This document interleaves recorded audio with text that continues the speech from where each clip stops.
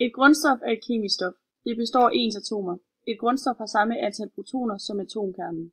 Antallet af protoner kaldes også atomnummeret. Atomnummeret fortæller, hvilket grundstof det er. Der vil altid være lige mange neutroner og protoner i et grundstof. Grundstoffernes forekomst. Få grundstoffer findes som frie grundstoffer, f.eks.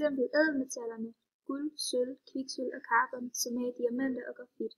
Der er også frie grundstoffer i atmosfæren. De grundstoffer, der er tungere end hydrogen og helium, dannes ved atomkerneprocesser i stjernens indre og ved supernova-eksplosioner. En supernova opstår, når en af universets tunge stjerner har opbrugt alt dens brændstof og falder sammen.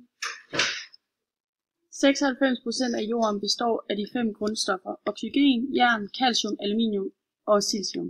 Der kendes ca. 6 milliarder forskellige kemiske forbindelser, som er lavet af de samme 96 grundstoffer.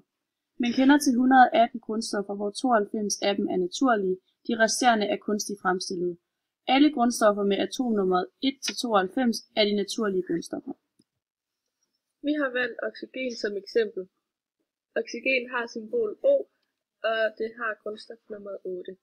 Oxygen er en gas, men det kan også være en væske.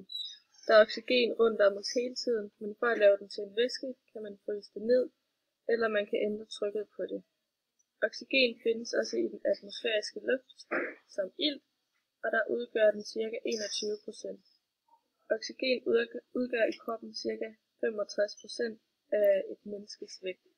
Det er vandet, fedtet, kulhydraterne og proteinerne i kroppen. Jordens ilt bliver dannet under fotosyntese.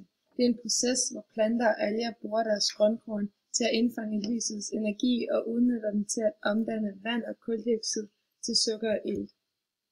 En del af dette sukker nedbryder plantens eller algen selv for at omdanne det til energi, mens den gemmer resten til at vokse af. Mens glukosen ryger over i mitokondrierne, adskilles ilten som affaldsprodukter.